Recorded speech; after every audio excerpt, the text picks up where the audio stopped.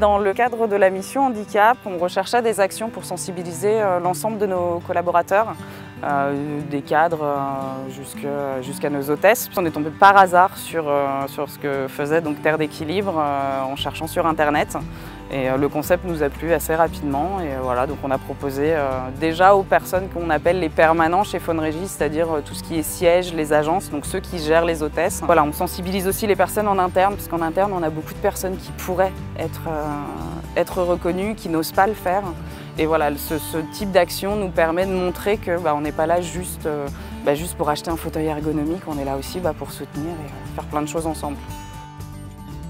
Je pense qu'il est important de faire intégrer les personnes handicapées dans le milieu du travail, ne serait-ce que pour équilibrer un peu les gens dits non handicapés dans cette sphère de travail. Le fait de venir peut casser les tabous sur les personnes handicapées. Ça permet de côtoyer les autres personnes handicapées. J'ai vraiment le sentiment de dire qu'après 1 jour et demi d'épreuve, ce matin, on était tous sur le même pied d'égalité, quoi.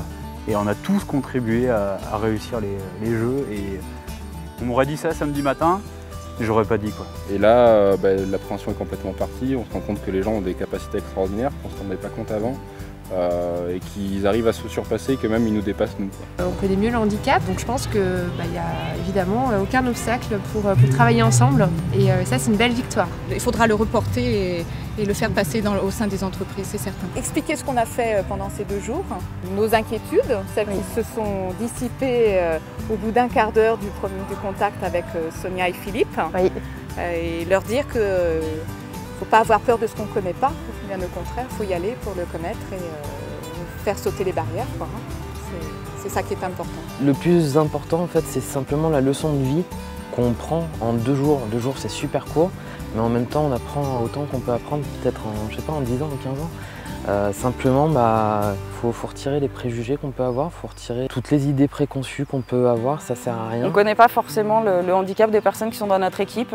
On n'a pas besoin de le savoir, chacun a ses capacités et on se soutient tous, donc c'est ça qui est sympa. Le soutien qu'on s'apporte les uns aux autres. Et on voit dans toutes les équipes, tout le monde se soutient. Et je pense que voilà, c'est vraiment le concept qui est touchant plus qu'une simple une petite chose. Un regard beaucoup plus positif sur les personnes en situation de handicap.